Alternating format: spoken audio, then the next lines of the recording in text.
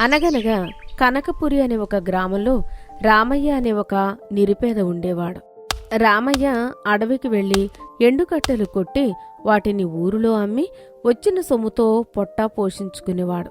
రామయ్య ఎంతో నిజాయితీపరుడు. కష్టపడి సంపాదించిన దానితోనే తృప్తి చెందేవాడు.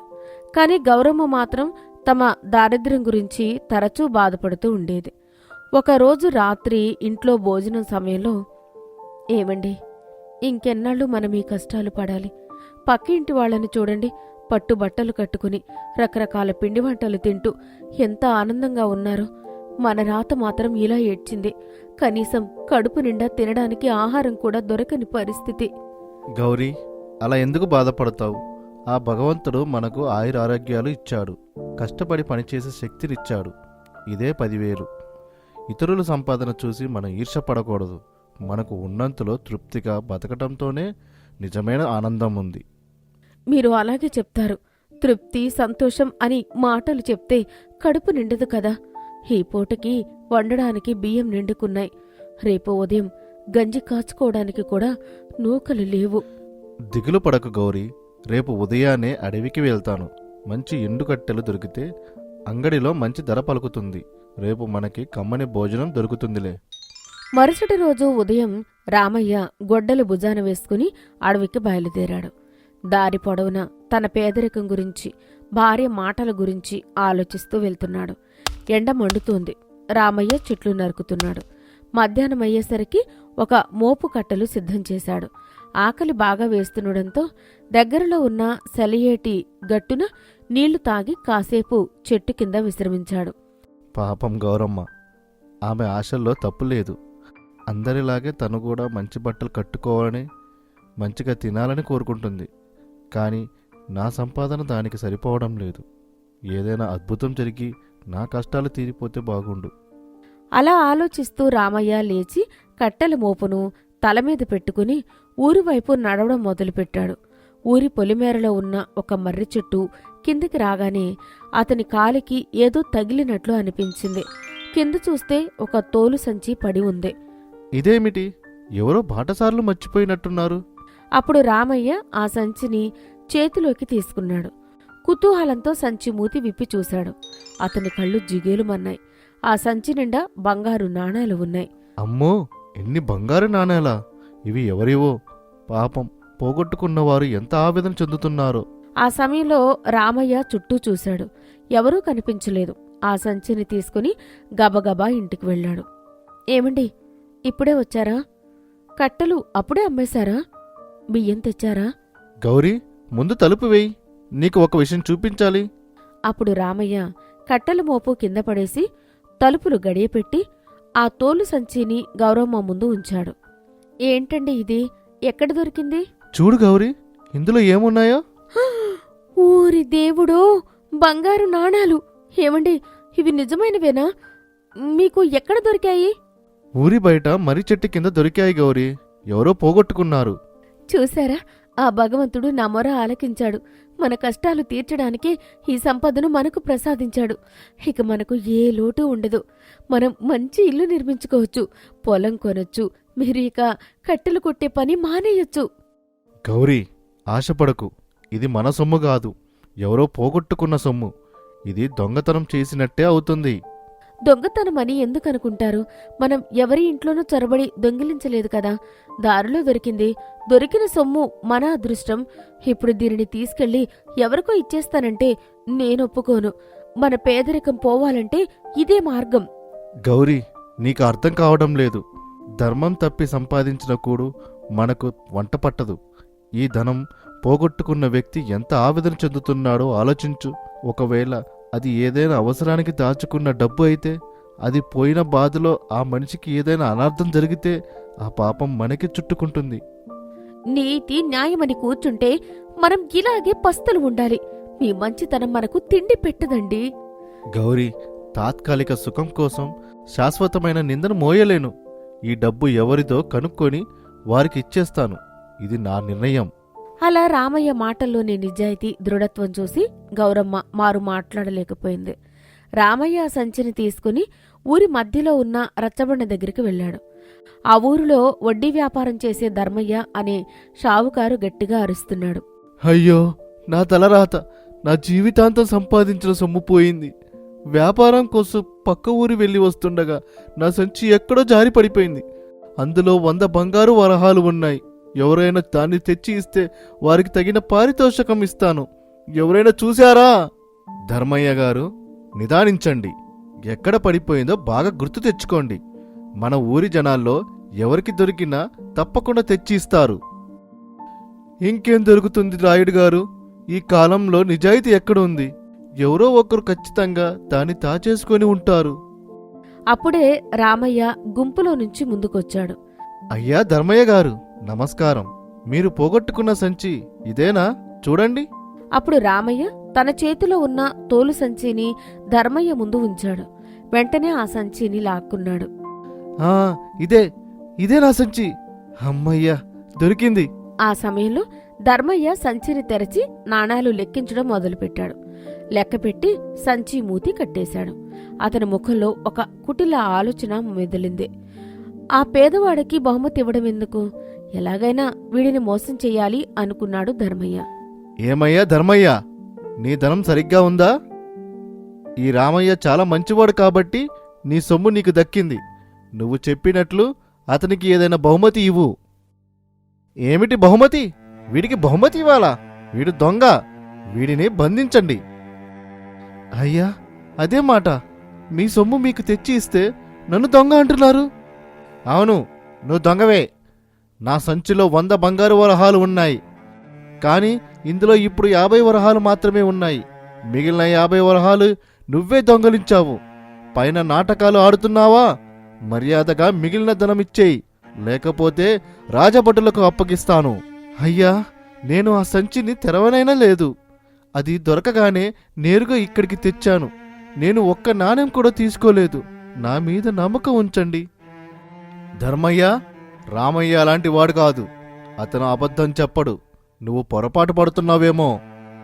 లేదు రాయుడు గారు, నేను లెక్క పెట్టుకుని సంచిలో పెట్టాను. ఖచ్చితంగా 100 వరహాలు ఉన్నాయి. వీడే సగం కాజేసి మిగతాయి తెచ్చి ఇచ్చి మంచోడిలా నటిస్తున్నాడు. వీడు ఆ డబ్బు ఇవ్వడమే కాకుండా బహుమతి కూడా అడుగుతాడా? అది విన్నాక రామయ్య కళ్ళల్లో నీళ్లు తిరిగాయి. అయ్యా, నేను పేదవాడిని కావచ్చు కాని దొంగను కాదు. నా భార్య వద్దని చెప్పినా పాపం తగులుతుందని భయపడి మీ సొమ్ము మీకు తెచ్చి ఇచ్చాను. ఇప్పుడు నన్నే దొంగ అంటున్నారు. ధర్మం గెలవాలి. సరే, ఈ విషయం ఇక్కడితో తెగేలా లేదు. రేపు ఉదయం న్యాయాధికారి గారి దగ్గర పంచాయతీ పెడతా. అప్పటి వరకు ఈ సంచి నా దగ్గరే ఉంటుంది. మరుసటి రోజు ఉదయం రచ్చబండ దగ్గర పంచాయతీ మొదలైంది. ఊరి ప్రజలందరూ అక్కడికి చేరారు. న్యాయాధికారిగా సోమయాజులు గారు ఆసీనులయ్యారు. ఆయన చాలా తెలివైనవారు, మనస్ఫూర్తి కలవారు. ధర్మయ్య గారు, మీ వాదన ఏమిటి? అయ్యా, నేను వ్యాపార నిమిత్తం 100 బంగారు వరహాలు ఒక తోలు సంచిలో పెట్టుకుని వస్తున్నాను. దారిలో అది జారి పడిపోయింది. ఈ రామయ్యకు అది దొరికింది. కాని అతను నాకు తిరిగి ఇచ్చేటప్పుడు అందులో కేవలం 50 వరహాలు మాత్రమే ఉన్నాయి. మిగిలిన 50 వరహాలు అతనే తీసుకున్నాడు. నా ధనం నాకు ఇప్పించి అతనికి శిక్ష వేయండి. రామయ్య, నువ్వు ఏమంటావు? అయ్యా, ఆ సంచి మర్రి చెట్టు కింద దొరికింది. నేను దాన్ని ఇంటికి తీసుకువెళ్ళాను కాని అందులో నుంచి ఒక్క నాణెం కూడా తీయలేదు. అది పరాయి సొమ్ము అని భయపడి వెంటనే తెచ్చి ఇచ్చాను.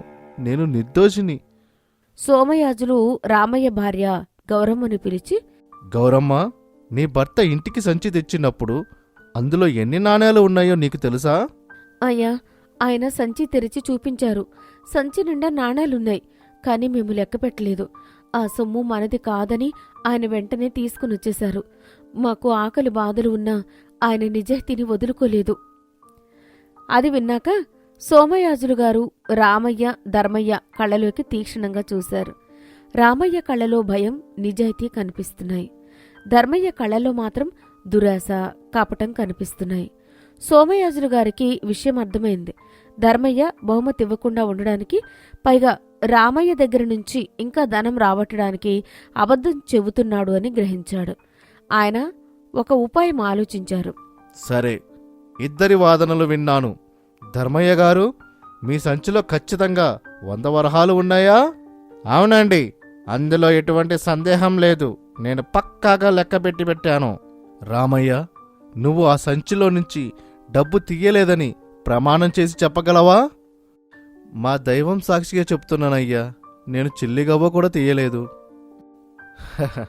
సరే, తీర్పు చెబుతున్నాను వినండి. ధర్మయ్య గారు పోగొట్టుకున్న సంచిలో 100 బంగారు వరహాలు ఉన్నాయి. కానీ రామయ్యకు దొరికిన సంచిలో 50 వరహాలు మాత్రమే ఉన్నాయి. కాబట్టి రామయ్యకు దొరికిన సంచి ధర్మయ్య గారిది కాదు. అదేంటయ్యా, ఆ సంచి నాదే, ఆ తోలు సంచి నాదే. కుదరదు ధర్మయ్య, నీ సంచిలో 100 వరహాలు ఉండాలి కదా. ఇందులో 50 మాత్రమే ఉన్నాయి. అంటే ఇది వేరే ఎవరో పోగొట్టుకున్న సంచి అయి ఉంటుంది. ఇందులో ఉన్న 50 వరహాలు ఆ సంచి రామయ్య నిజాయితీకి దక్కిన ఫలితం. లేదా అసలు యజమాని వచ్చే వరకు ఇది రామయ్య దగ్గరే ఉండాలి. నీ 100 వరహాలు సంచి దొరికే వరకు నువ్వు వేచి ఉండాల్సిందే. ఆ మాట వినగానే ధర్మయ్య గుండె ఆగినంత పనైపోయింది. అయ్యా క్షమించండి, బుద్ధి గడ్డి తిని అబద్ధం చెప్పాను. ఆ సంచిలో ఉన్నది 50 వరహాలే. రామయ్యకు బహుమతి ఇవ్వాల్సి వస్తుందని అతని దొంగగా చిత్రీకరించాలని చూశాను. నా తప్పు ఒప్పుకుంటున్నాను. ఆ ధనం నాదే, దయచేసి ఇప్పించండి. ఇప్పుడు నిజం ఒప్పుకున్నావు. పేదవాడైన రామయ్య నిజాయితీని మెచ్చుకోకపోగా అతని దొంగ అంటావా? దీనికి నీకు తగిన శాస్తి జరగాల్సిందే. ఈ సంచిలో 50 వరహాలలో 10 వరహాలు రామయ్యకు బహుమతిగా ఇవ్వాలి. మిగిలిన 40 వరహాలు మాత్రమే నీకు చెందుతాయి. అయితే రామయ్యకు అవమానించినందుకు నువ్వు గ్రామ దేవాలయానికి 1000 వరహాలు విరాళం ఇవ్వాలి. ఇదే నా తీర్పు. అలా అనగానే ధర్మయ్య సిగ్గుతో తల దించుకున్నాడు. గత్యంతరం లేక 10 బంగారు వరహాలు రామయ్య చేతిలో పెట్టాడు. అయ్యా న్యాయాధికారి గారు, మీ ధర్మబుద్ధికి ధన్యవాదాలు. అలా రామయ్య గౌరమ్మ ఆ 10 బంగారు వరహాలు తీసుకుని ఇంటికి వెళ్లారు. ఏమండి, నన్ను క్షమించండి. మీ నిజాయితీని శంకించాను. ఆపదలో ఉన్నప్పుడు కూడా ధర్మాన్ని విడనాడకూడదని ఈరోజు నాకు అర్థమైంది. ఆ షావుకారు దురాశే వాడిని దెబ్బతీసింది. మీ మంచితనమే మనకు ఈరోజు ఇంత సంపదను తెచ్చిపెట్టింది. చూశావా గౌరీ, మనం ధర్మం వైపు ఉంటే ఆ భగవంతుడు మనల్ని ఎప్పుడూ కాపాడుతాడు. ఈరోజు 10 మందిలో మనకు గౌరవం దక్కింది. మన కష్టాలు తీరడానికి తగిన ధనం కూడా దొరికింది. అలా రామయ్య గౌరమ్మ ఆ 10 వరహాలతో ఒక చిన్న కిరాణా దుకాణం పెట్టుకుని నిజాయితీగా వ్యాపారం చేస్తూ సుఖశాంతులతో జీవించారు. ఆ గ్రామంలో ఎవరికి ఏ కష్టం వచ్చినా రామయ్య తనకు తోచిన సహాయం చేసేవాడు. నిజాయితీకి మించిన సంపద లేదు అని ఆ ఊరి ప్రజలు రామయ్య గురించి గొప్పగా చెప్పుకునేవారు. నీతి: దురాశ దుఃఖానికి చేటు, నిజాయితీ ఎప్పటికైనా గెలుస్తుంది. ఆపదలో కూడా ధర్మాన్ని విడనాడని వాడే నిజమైన ధనవంతుడు. శుభం. ఒకప్పుడు సోమగిరి అనే గ్రామం ఉండేది. ఆ గ్రామం అంచున రావి చెట్టు కింద మట్టి సువాసన వ్యాపించే ఒక చిన్న ఇల్లు ఉండేది. అందులో రాము నివసించేవాడు. ముఖం ఎండకు కాలిపోయి నల్లగా మారింది. చేతుల్లో మట్టి పనితో పడిన పగుళ్లు అతని కృషికి నిదర్శనం. ఉదయం నుండి సాయంత్రం వరకు అతను చక్రం తిప్పేవాడు. కుండలు, దీపాలు మరియు కుండీలు తయారు చేసేవాడు. అయినా కాని పూట గడవడం కష్టంగానే ఉండేది. గ్రామంలో అతని కంటే కొంత దూరంలో వీధి దగ్గర భద్రయ్య అనే వ్యాపారి యొక్క పెద్ద దుకాణం ఉండేది. అతని దగ్గర ఎద్దుల బండి ఉండేది. సొంత ఇల్లుండేది. పట్నంలోని మార్కెట్లో ఎద్దుల బండి మీద అతను సామాను అమ్ముకునేవాడు. అయినా కూడా అతనికి రాము పట్ల జాలి కాకుండా ఈర్ష్య మరియు అసూయ ఉండేది. అదే సమయంలో అతని భార్య గౌరీ వచ్చి, ఏమయ్యా, భోజనం సిద్ధంగా ఉంది, కొంచెం తిందుగాన్రా. ఉదయం నుండి ఖాళీ కడుపుతో పనిచేస్తున్నావు, తిందుగాన్రా అయ్యా. మొదట ఈ కుండలు పూర్తి చేస్తాను గౌరీ, తర్వాత హాయిగా కూర్చుంటానులే. రేపు జాతరలో అమ్మాలి, ఎంతో కొంత డబ్బు వస్తుంది కదా, అమ్మకు కూడా చికిత్స చేయించాలి. రాము, నువ్వు నా గురించి ఆలోచించకురా. నాకు వయసైపోయింది. నేనింకా ఎన్నాళ్లు బ్రతుకుతానో ఏమో. నా చికిత్సకు నీ సమయం, డబ్బులు ఎందుకురా వృధా చేస్తున్నావు? నీకేమీ కాదమ్మా, నా చివరి శ్వాస వరకు కష్టపడుతూనే ఉంటాను. నిన్నెక్కడికి వెళ్ళనివ్వను. ఇంకా నీ మనవాళ్లకు నువ్వు తినిపించాలి కదే. అలా అని అతను మళ్లీ మట్టి మీద వంగి చక్రం తిప్పడం ప్రారంభించాడు. రాము తల్లికి 4వ దశ క్యాన్సర్ ఉంటుంది. దాని చికిత్స చాలా ఖరీదైంది. కాని రాము చాలా కష్టపడేవాడు. ప్రతి పైసా కూడబెట్టి తన తల్లికి చికిత్స చేయించేవాడు. అటు భద్రయ్య తన మనుషులతో చెట్టు కింద కూర్చునుంటాడు. అప్పుడు అతని పనివాడు మౌళి వచ్చి అతనితో ఇలా అంటాడు. అయ్యా, ఇది విన్నారా? ఆ రాము కూడా జాతరలో తన కుండలు అమ్మబోతున్నాడంటయ్యా. నిన్న రాత్రే దీని గురించి నేను విన్నాను. అబ్బే, ఆ రాముగాడేమమ్ముతాడ్రా? అతను కుండలు వంకరగా ఉంటాయి. ఉచితంగా ఇచ్చినా కూడా ఆ పనికిరాని కుండలు ఎవ్వరూ తీసుకోరు. కానీ దొర, నేను నా కళ్ళతో చూశాను. ఈసారి అతని కుండలు చాలా బాగొచ్చాయి. ధరలు కూడా చాలా తక్కువ పెడుతున్నాడంట. ఏదైనా ఈసారి అతను గెలుస్తాడేమో. అరే, ఇది నేను ఆలోచించనే లేదు. వాడు జాతర గెలితే నా సామాన్ ఎవడు కొంటాడురా? అయితే మనం ఇప్పుడు ఏం చేయాలో చెప్పండియా. ఏదైనా చెయ్యి. అతను సామాను అక్కడికి చేరకుండా చూడు. భద్రయ్య మౌళి చెవిలో తన కుటిల ప్రణాళికను చెప్తాడు. అటు రాము తను తయారు చేసిన కుండలను జాగ్రత్తగా ఉంచుతున్నాడు. ఈసారి కుండలు బాగా వచ్చాయ్యా, అన్నీ అమ్ముడుపోతాయి. నా ఆశ కూడా అదేనే. ఈసారి చాలా కష్టపడి పనిచేశాను. ఎవ్వరూ వంకలు పెట్టే అవకాశం ఇవ్వను. రేపు తెల్లవారుజామునే వెళ్తాను గౌరీ. నువ్వు త్వరగా లేచి నాకు భోజనం ఏర్పాటు చెయ్యి. సరే అయితే ఇప్పుడు తొందరగా పడుకో. తెల్లవారుజామునే త్వరగా లేవాలి కదా. రాము హాయిగా నిద్రపోయాడు. రాత్రి గాలి వీస్తుంది. చంద్రకాంతిలో మట్టి మెరుపు వేరే రకంగా ఉంది.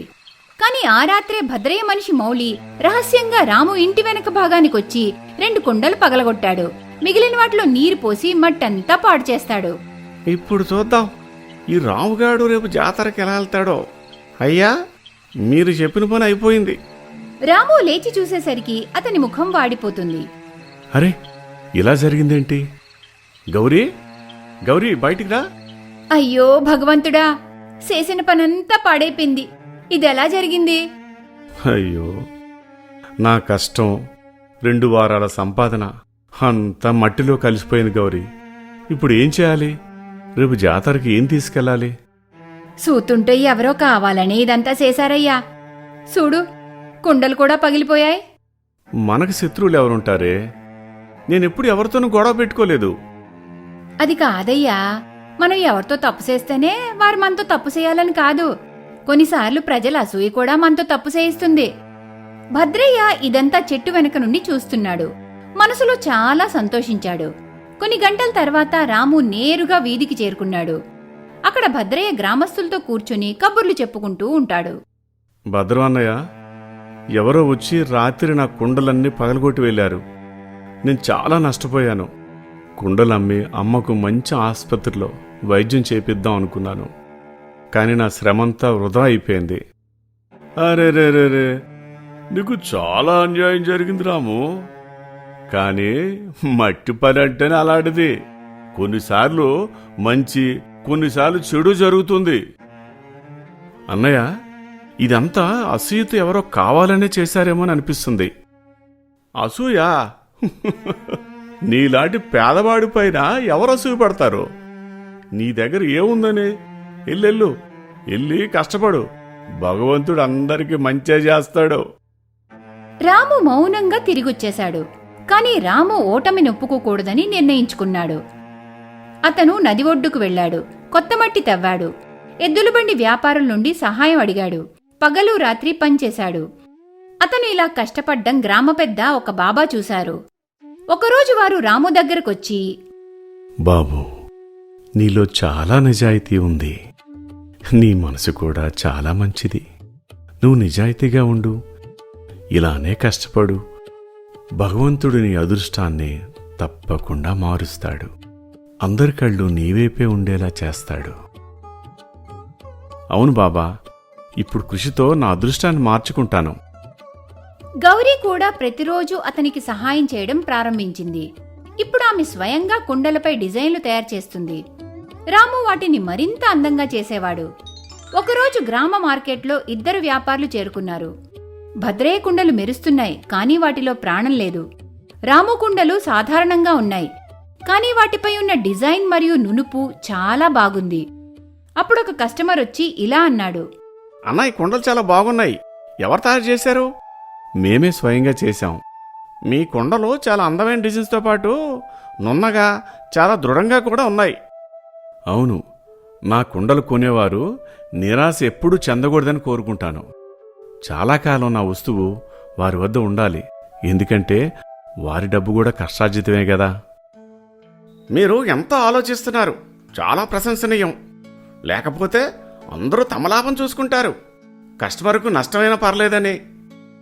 నెమ్మదిగా ప్రజల గుంపు చేరింది. అందరికీ రాము కుండలు చాలా నచ్చాయి. కొన్ని గంటల్లోనే రాము సామాను మొత్తం అమ్ముడుపోయాయి. భద్రయ్య ఇదంతా నిలబడి చూస్తూ లోపల అసూయతో మండిపోతున్నాడు. అరే, నా కుండలు ఎందుకు అమ్ముడుపోవడం లేదు? ఈ రాము దగ్గర ఇంత గుంపు ఎందుకు చేరింది? కుండలేమైనా ఉచితంగా ఇస్తున్నాడా ఏంటి? అయ్యా, ఆ రాముగాడు కుండలు చాలా బాగున్నాయని, చాలా చక్కగా ఉన్నాయని ప్రజలంతా అనుకుంటున్నారయ్యా. అంతేగాక చాలా తక్కువగా ఇస్తున్నాడట. అంటే నావి కావా? ఇక్కడ ఒక్క ఈగ కూడా తిరగడం లేదు. అయ్యా, మీకు తెలుసా, మన కుండలు అస్సలు గట్టిగా లేవు. ధర కూడా ఆ రాము కంటే ఎక్కువే. అందుకే ఎవరూ రావటం లేదు ఇక్కడికి.